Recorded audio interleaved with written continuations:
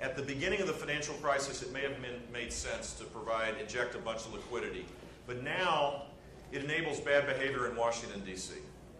If debt service today is lower than it was 12 years ago, and the debt has grown by 250 or some astronomical amount, how could that be?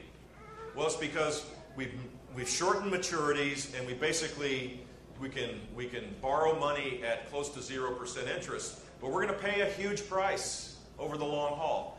So this monetary policy that you bring up helps big government, because, basically you can pass the bottle of bourbon and have a good time in Washington, D.C. Debt service is lower today than it was. It helps big businesses that can access the credit markets for sure. They've been able to recast their balance sheets and are very competitive.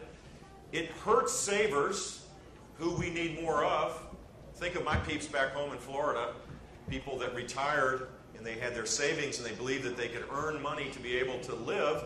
They're getting completely hurt, and it doesn't help small businesses that create the jobs, because their access to credit has been limited by all sorts of regulations on top of community banks and the like.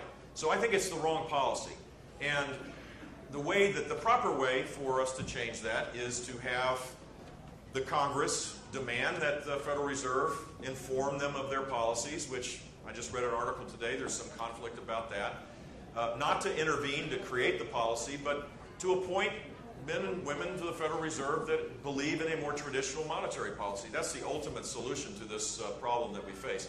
And as it relates to accountability, I think the Federal Reserve should be an accountable organization to Congress.